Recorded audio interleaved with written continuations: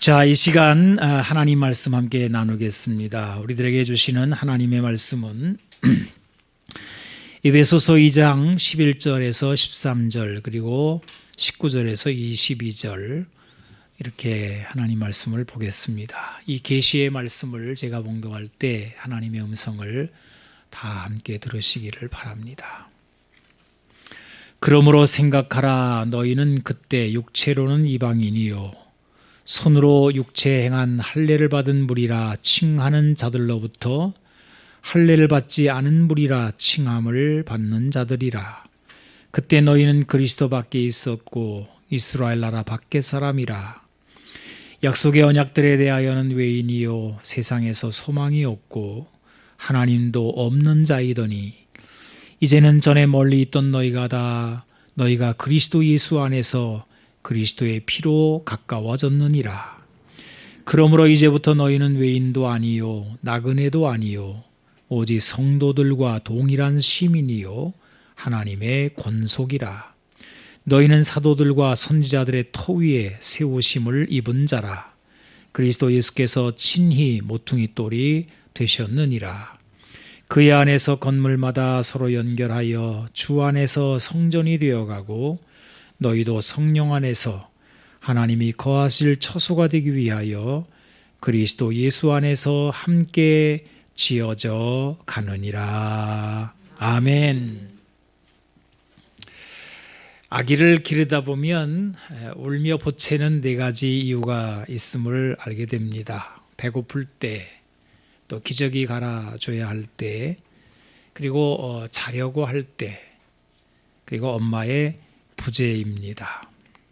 이럴 때 아기는 어김없이 웁니다. 젖을 먹이고 기저귀를 갈아주고 또 엄마가 안아서 재우면 아기는 울음을 멈추고 천사같이 사랑스러운 모습으로 잠이 듭니다. 우리가 어른이 되고 어린아이의 일이 다 지났습니다마는 큰 틀에서 보게 되면 우리 역시 이 4가지로 인생을 사는 것이 아닌가 하는 생각을 해봤습니다. 우리도 배고프면 슬퍼집니다. 그리고 음식이 풍족하면 행복해하지요. 아기만 배설의 문제가 있지는 않는 것 같습니다. 여러분, 밥 잘 먹고 화장실 잘 가는 것만 해도 우리 어른에게는 큰 행복이 되더라고요. 제가 일전에 어깨 수술을 하고 병원에 입원한 적이 있었는데요. 전신 마취를 하고 수술을 했는데 이 수술 후에 이게 안 나오는 겁니다. 그래가지고 비뇨기과 의사가 와서 강제로 뺐어요. 평소에 화장실에 가서 아무렇지도 않게 볼일을 봐왔던 저로서는 큰 깨달음의 시간이 되었습니다. 사람은 밥 잘 먹고 잘 사는 게 큰 행복이구나. 그런가 하면 여러분, 잠자는 것도 아기와 다를 바 없지 않습니까? 우리가 잠만 잘 자도 얼마나 행복합니까? 잠 잘 못 자서 힘들어하는 때가 종종 있지 않습니까? 그리고 그거보다 더 큰 것은 엄마의 부재와 같이 우리가 고독 속에 있는 것, 이것도 큰 문제입니다. 이 4가지만 해결이 되어도 우리 사람들은 행복해합니다. 여러분, 오늘 우리는 감사절을 맞았습니다. 이 감사와 행복은 어떤 관계가 있는 것일까요? 여러분, 행복해서 감사하는 것입니까? 아니면 감사해서 행복한 것입니까? 혹은 행복하지 못해도 감사할 수 있는 것일까요? 어느 연구에서 조사한 설문조사가 있는데요. 그중에 감사한 이유가 무엇인가라는 항목이 있는데 행복하기 위하여 하는 것과 내 삶이 달라져서라는 항목으로 조사를 했다고 합니다. 응답한 사람들의 내용은 이렇습니다. 신앙의 초기 단계에서는 보상 요인으로서의 행복하기 위하여 감사한다는 응답이 더 많았습니다. 그런데 신앙이 자라날수록 내 삶이 변화되니 감사할 수밖에 없다는 수치가 더 많아지게 되는 겁니다. 이것은 신앙생활이란 감사를 환경에서 또 행복에서만 찾지 않는다는 것을 보여줍니다. 신앙생활이 성장할수록, 성숙해 갈수록 감사를 행복한 상태에서만 찾는 것은 아닌 것입니다. 추수감사절의 유래는 미국의 청교도들입니다. 1620년 영국의 청교도들이 신앙의 자유를 찾아서 네덜란드로 갑니다. 거기서 11년을 있었다 그러는데 그 중에 7년 동안 이들이 돈을 모아요. 그래서 180톤 되는 작은 배, 이름도 있죠. 메이플라워호를 이제 이걸 마련을 하고 미 대륙으로 건너가게 됩니다. 이 배에 102명 타고 있었는데 추위와 배고픔, 풍토병과 생활의 질고로 첫 겨울에 44명이 죽었습니다. 이런 상황에서 인디언들의 도움으로 옥수수를 수확을 하고 하나님께 감사한 것이 11월 셋째 주일 오늘 추수감사절의 유래입니다. 여러분, 만약 이들에게 아기들처럼 행복한 상태가 되어야만 감사하다라고 할 것이라고 했다면 아마 오늘날의 추수감사절은 생겨나지 않았을 것입니다. 추수감사절은 신앙생활에서 생겨난 것입니다. 신앙은 행복보다 강렬한 감사의 동인입니다. 우리의 신앙이 자라나면 감사도 계속해서 풍성해집니다. 그러면 신앙생활이란 뭘까요? 우리가 신앙이 자라나서 성장한다는 것은 무엇을 말하는 것일까요? 이것을 묻는 이유는 오늘이 감사절이기 때문입니다. 만약에 여러분들의 신앙이 미숙한 상태라면 그저 매일매일의 삶을 우리가 어른이 되었을지라도 아기처럼 울며 보채는 일이 많을 것입니다.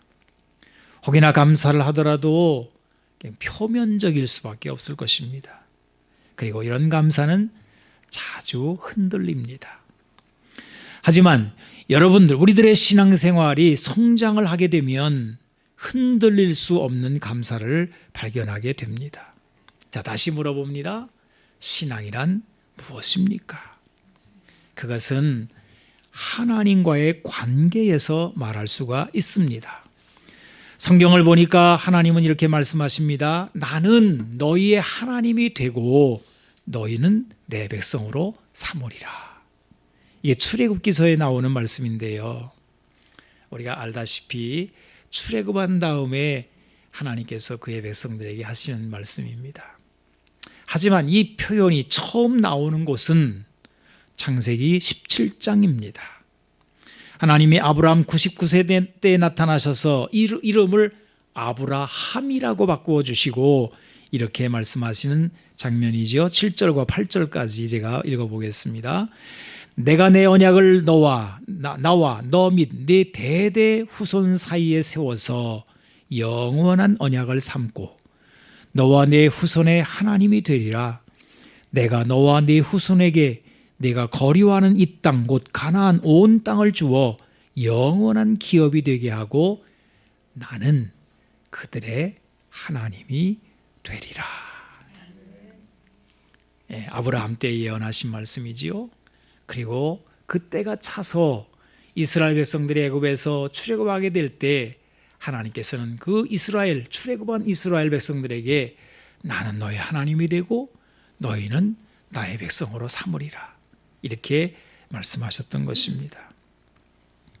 이제 이 아브라함에게 이렇게 미리 말씀을 하셨는데 그 말씀을 하신 다음에 바로 나오는 말씀이 뭐냐면 언약을 지키는 형식으로서 할례가 나옵니다. 그래서 아브라함의 자손인 이스라엘 백성들은 하나님의 백성의 표로 할례를 받습니다. 여기에서 할례 받은 사람은 하나님의 백성이다라는 하나의 등식이 이제 만들어집니다. 그러면 할례 받지 않은 사람은 하나님의 백성이 되지 못하는 것일까요? 자, 이 문제는 이제 읽은 에베소의 본문이 다루는 중요한 주제입니다. 이걸 잠깐 후에 우리가 살펴보겠습니다. 자, 이 시점 여기서는 신앙이란 하나님과의 관계에 있다는 것을 지금 살펴보고 있는 중입니다. 나는 너의 하나님이 되고 너희를 내 백성으로 삼으리라. 이것이 신앙생활의 시작점입니다. 그런데 이 선포는 그냥 주어진 것이 아닙니다. 출애굽의 상황이 배경을 이루고 있습니다. 아브라함의 자손 이스라엘 백성들은 애굽에서 바로의 백성입니다. 바로가 그들의 주인이었습니다. 그들의 통치자는 바로였습니다. 그런데 이 바로는 이스라엘 백성들을 노예로 삼습니다. 하나님은 바로의 통치에서 이스라엘 백성들을 끌어내어 자유를 주시고 하나님의 백성으로 바꾸신다는 상황에서 나온 선언이 나는 너희 하나님이 되고 너희를 내 백성으로 삼으리라 입니다. 여러분, 우리가 신앙이란 무엇인가를 알려면 이런 배경을 인식해야 합니다. 내가 하나님 백성이 되기 이전에 어떤 상태에 있었느냐 하는 것을 기억할 필요가 있다는 것입니다. 이스라엘 백성들은 바로의 비참한 노예였습니다. 에베소서 2장 1절에서 사도 바울은 우리가 하나님 백성이 되기 이전의 상태에 대한 말씀을 이렇게 전하지요. 1절에서 3절을 여러분 한번 들어보시기 바랍니다. 그는 허물과 죄로 죽었던 너희를 살리셨도다. 그때 너희는 그 가운데서 행하여 이 세상 풍조를 따르고 공중의 권세 잡은 자를 따랐으니 곧 지금 불순종의 아들들 가운데서 역사하는 영이라. 전에는 우리도 다 그 가운데서 우리 육체의 욕심을 따라 지내며 육체와 마음에 원하는 것을 하여 다른 이들과 같이 본질상 진노의 자녀였다. 여러분, 여기 1절을 다시 보십시오. 그는 허물과 죄로 죽었던 너희를 살리셨도다. 이 말씀의 원어는 대단히 단촐합니다. 허물과 죄로 죽었던 너희, 이렇게 되어 있어요. 이것이 우리가 하나님을 만나기 이전의 상태입니다. 그런데 이 죽음은 무덤가의 조용한 상태가 아니라는 것이죠. 그 다음에 이어지는 말씀들을 보십시오. 이 세상 풍조를 따르고 공중의 권세 잡은 자를 따르고 지금 불순종의 아들들 가운데 역사하는 영인데 전에는 우리도 다 그 가운데에서 우리 육체의 욕심을 따라 지내며 육체와 마음에 원하는 것을 하여 다른 이들과 같이 본질상 진노의 자녀인 상태, 이런 모습이었다는 거예요. 아주 역동적이지 않습니까? 죽었으나 움직이는 좀비들의 광란 같은 그런 모습입니다. 마귀를 따라 욕심에 사로잡혀 더러운 죄의 종로로 타고 있던 상태입니다. 그리고 그 결국은 하나님의 무서운 진노 아래 있다는 것입니다. 그런데 신앙이란 뭐예요? 바뀌었다는 겁니다. 주인이 바뀌는 것입니다. 마귀의 지배에서 떠나 하나님의 통치로 들어가는 것이 신앙입니다. 죄의 권세에서 벗어나 거룩한 삶으로 간 것입니다. 골로새서는 이것을 이렇게 전하지요. 1장 13절 14절 그가 우리를 흑암의 권세에서 건져내사 그의 사랑의 아들의 나라로 옮기셨으니 그 아들 안에서 우리가 속량 곧 죄사함을 얻었도다. 옮겼습니다. 자리가 바뀌었습니다. 이것이 신앙입니다. 사탄의 통치를 받는 자가 하나님의 다스림 안으로 간 것입니다. 이렇게 바뀐 상태를 구원이라고 부릅니다. 신앙은 구원받은 사람들과의 하나님과의 새로운 관계입니다. 성경은 이것을 하나님의 나라라고 부릅니다. 에베소서는 이런 변화에 대한 힘 있는 선포의 말씀입니다. 그래서 우리가 에베소서를 읽으면 마치 구약의 출애굽기서를 보는 것 같습니다. 진노의 자녀가 하나님의 권속이 되었다라고 선포해요. 여러분, 이 권속이라는 말은 뭐 일상적으로 잘 안 쓰는 말입니다만은 가족이라는 뜻입니다. 혈연 관계이죠. 사도 바울은 우리가 하나님 백성이 되었고 하나님이 우리의 하나님이 되었음을 강하게 선포하고 있는 것입니다. 이것이 어떻게 시작이 되었다고요? 예수님으로 인하여 되었다는 것입니다.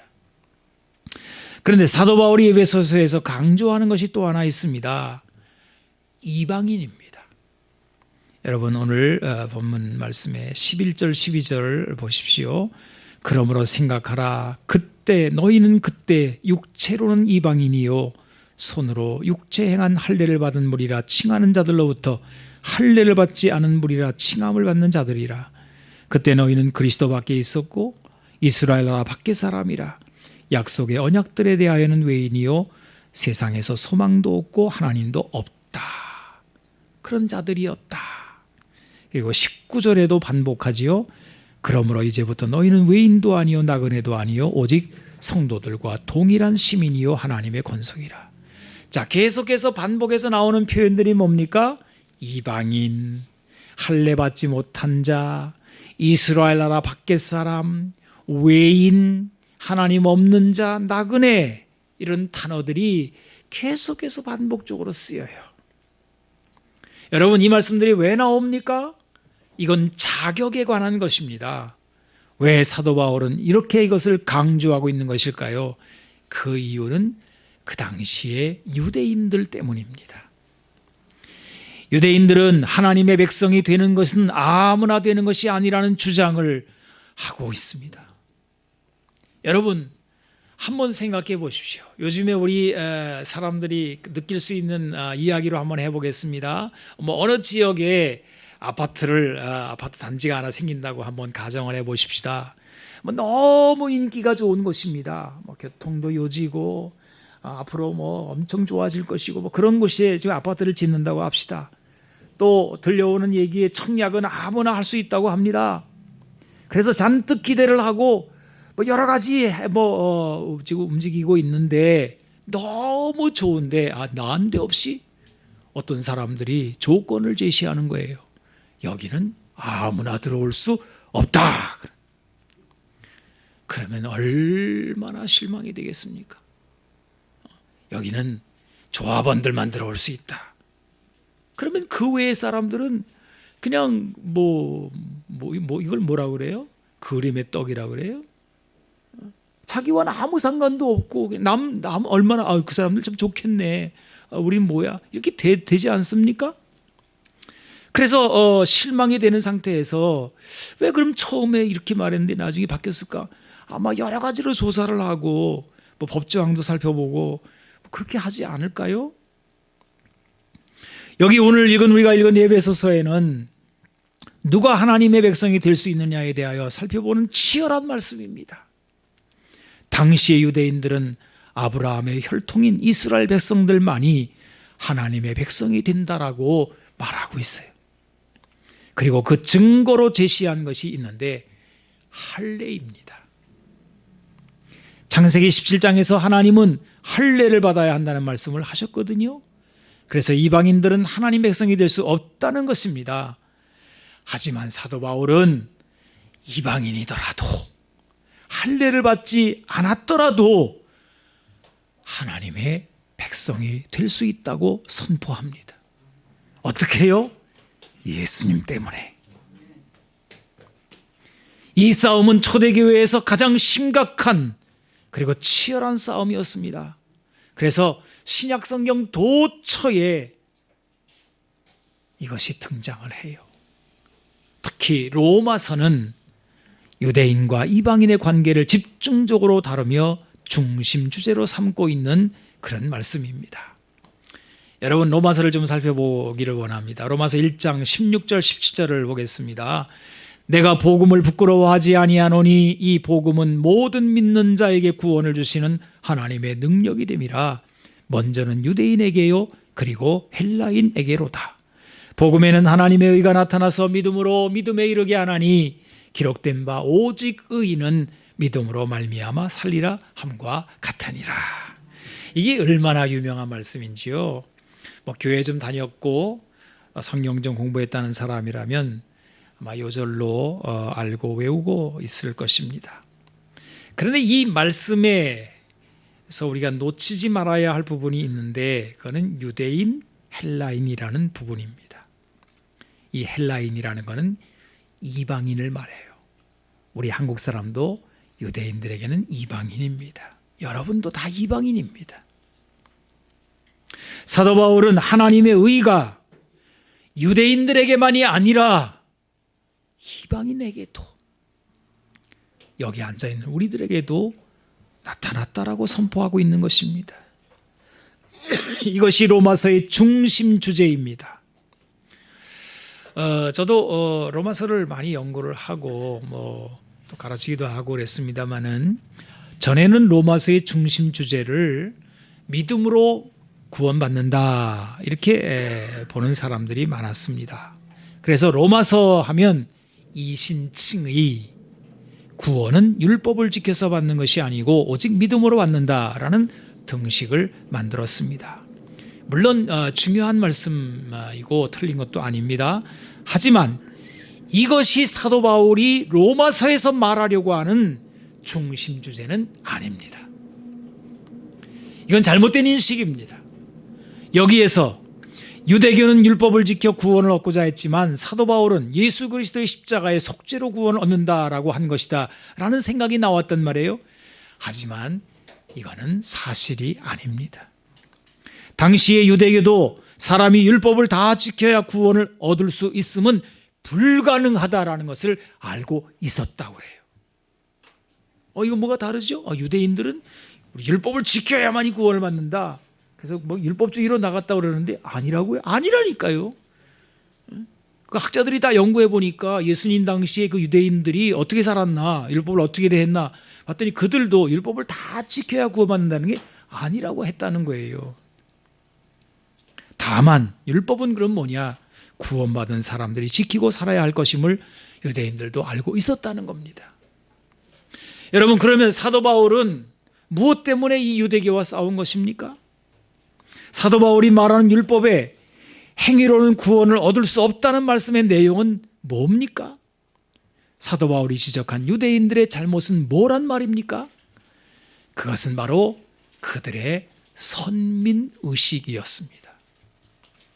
당시 유대인들은 율법을 지킴으로써 자신들을 이방인들과 구별하고자 했습니다. 이것이 그들의 율법관입니다. 율법이 유대인과 이방인을 나누는 경계표, 장벽인 겁니다. 그래서 사도 바울이 이 문제를 다룰 때 주로 이 율법 문제를 다룰 때 나오는 세 가지가, 율법 중에 세 가지가 추종을 이루죠. 할례와 안식일과 음식 규정입니다. 이게 다 유대인들이 가지고 있었던 것들이거든요. 이 세 가지 율법을 지키지 않으면 율법이 없는 자들이고, 율법이 없는 자들은 하나님 백성이 될 수 없다는 것이 당시 유대인들의 율법관입니다. 사도 바울이 율법의 행위로는 의롭게 될 사람이 없다는 선포는 이 세 가지를 염두에 둔 선포입니다. 할례와 날과 날에 대한 것과 그리고 음식 규정. 음식 규정에서도 특별히 유대인들이 아주 혐오하고 싫어했던 그 음식이 하나 있거든요. 그게 돼지고기입니다. 우리 한국 사람들 돼지고기 참 좋아하시는데 여러분, 구원받기는 틀렸습니다. 어디 돼지고기를 먹는 사람들이 하나님 백성이 된단 말입니까? 유대인들한테는 어림도 없는 소리입니다. 지금 웃고 계시지만 그 당시 여러분들이 아마 있었다면 대단히 심각해. 아마 아파트 들어가고 안 들어가는 것은 그건 문제 유도 아닙니다. 대단히 심각한 문제입니다. 이 음식 규정으로 하나님 앞에 의롭게 되는 것이 아니라라고 사도 바울이 선포를 해요. 사도 바울의 로마서는 배타적인 유대인들을 중심 주제로 다루고 있습니다. 그래서 예수님을 믿는 복음에는 유대인이나 이방인이나 차별이 없다는 선포를 하고 있습니다. 이게 로마서에서 다루는 주제란 말이에요. 예수님의 속죄가 중심 주제가 아닙니다. 차별 문제가 중심 주제란 말이에요. 벽을 확 허물어 버린 것입니다. 이것이 오늘 우리가 읽은 예배소서에서도 집중적으로 나왔습니다. 여러분, 이런 의미에서 다시 본문을 보십시오. 그러므로 생각하라. 너희는 그때 육체로는 이방인이요 손으로 육체 행한 할례를 받은 무리라 칭하는 자들로부터 할례를 받지 않은 무리라 칭함을 받는 자들이라. 그때 너희는 그리스도 밖에 있었고 이스라엘 나라 밖의 사람이라. 약속의 언약들에 대하여는 외인이요 세상에서 소망이 없고 하나님도 없는 자이더니 이제는 전에 멀리 있던 너희가 그리스도 예수 안에서 그리스도의 피로 가까워졌느니라. 그러므로 이제부터는 너희가 외인도 아니요 나그네도 아니요 오직 성도들과 동일한 시민이요 하나님의 권속이라. 놀라운 선포입니다. 이거는 왜 이런 선포가 일어날 수 있습니까? 예수님의 피로 말미암아 됐다는 거예요. 사실 예수님의 피라고 하는 말씀 안에는 예수님의 삶 전부가, 예수님 전체가 사실 들어있는 함축적인 말이라고 할 수 있습니다. 예수님의 생애, 가르침, 예수님이 사람들을 대했던 거 다 그 피라는 말 속에 들어가는 거예요. 그리고 그 예수님의 모든 것을 다 담은 그거를 우리는 뭐라 그럽니까? 하나님의 나라다 그래요. 하나님의 나라가 예수님과 함께 이 땅에 온 것입니다. 와서 마음껏 하나님의 은혜를 막 그냥 쏟아 놓는 것입니다. 그래서 이방인들인 우리들도 하나님의 나라로 들어올 수 있었고, 믿음으로 우리가 하나님과의 관계에서 하나님을 아버지라고, 우리는 그의 백성이라고 말할 수 있게 된 것입니다. 여러분, 하나님의 나라가 얼마나 은혜가 넘치는지를 우리는 예수님에게서 보게 되는 것입니다. 오늘 뉴스를 제가 들었습니다. 이 미국이라고 하는 나라가 이제 멕시코라는 나라와 이렇게 국경을 대하고 있지 않습니까? 근데 이제 미국은 워낙 강대국이고, 요즘에 강대국이라는 표현은 이제 코로나 백신을 얼마나 많이 갖고 있느냐, 이거로 또 이야기 되더라고요. 근데 멕시코는 미국에 못 미칩니다. 그래서 백신 접종률도 낮고, 그래서 이제 이걸 막아놨어요. 이 미국이라는 나라가 멕시코라는 나라를 이렇게 막아놓고 못 들어오게 하는 겁니다. 이게 국경이라고 해서 큰 산맥이 맥혀 있는 것도 아니고요, 강이 맥혀 있는 것도 아니에요. 그냥 이렇게 펜스 하나 치고 그냥 국경인 거예요. 그래서 늘 다녔는데 코로나에 확 막아놨습니다. 근데 이 미국이란 나라가 백신이 넘쳐나 가지고요, 세상에 2,400만 개가 이게 기한이 지나가지고 그냥 막 버린다는 거예요. 그러니까 멕시코에 있던 사람들이 우리 좀 나눠달라, 그거 버리는 거 그냥 우리 주면 되지 않냐 그랬더니, 미국에서 사람들이 그래도 좋겠다는 사람도 있겠지만 어떤 사람들은 그건 나라에서 하는 거니까 우린 모른다 이러면서 이러고 있다는 거예요. 제가 오늘 말씀 이렇게 하면서 이 상황이 이렇게 연결이 되는 겁니다. 여러분, 하나님의 나라는 하나님의 백성들을 삼을 수 있는 그 하나님의 은혜가 막 넘쳐서 모자라는 것이 없어가지고 그냥 세상의 모든 사람들에게 그 혜택을 다 주고 싶어 하는데, 유대인들이 확 가로막고 있는 거예요. 못 줘, 이건 우리 건데, 이러고 있는 거예요. 네, 사도 바울은 예수님의 피로 다 허물었다는 거예요. 선포하시는 내용입니다. 차별이 없어지고 장벽이 헐려서 자유롭게 하나님의 나라에 들어올 수 있게 되었다라고 지금 선포하고 있는 것입니다. 유대인과 이방인의 장벽이 걷어지고 하나님은 가족으로 우리를 받으셨습니다. 그 안에서 이루어지는 놀라운 축복의 일들이 이제 어떻게 지금 이야기되고 있습니까? 성전으로 지어져 간다라고 이야기를 합니다.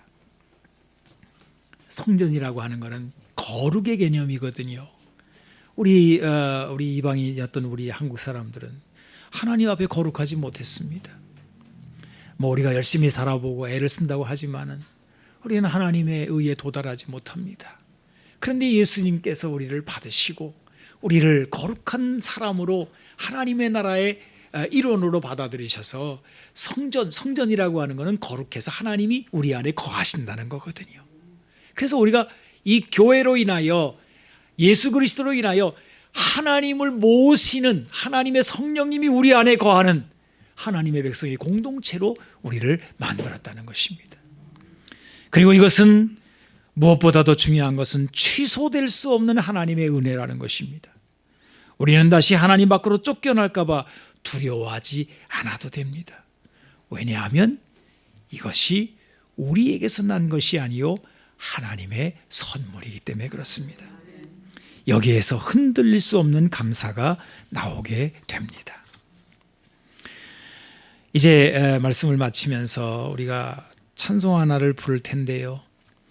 날 구원하신 주 감사, 모든 것 주신 감사, 지난 추억이 내 감사, 주 내 곁에 계시네. 향기로운 봄철의 감사, 외로운 가을날 감사, 사라진 눈물도 감사, 나의 영혼 평안해. 응답하신 기도 감사, 거절하신 거 감사, 헤쳐나온 풍랑 감사, 모든 것 채우시네. 아픔과 기쁨도 감사, 절망 중위로 감사, 측량 못할 은혜 감사, 크신 사랑 감사해. 길가의 장미꽃 감사, 장미꽃 가시 감사, 따스한 가정 희망 주신 거 감사, 기쁨과 슬픔도 감사, 하늘 평안을 감사, 내일의 희망을 감사, 영원토록 감사해. 참 너무 잘 된 것 같아요. 가사가 사람들이 보통 이렇게 읽죠.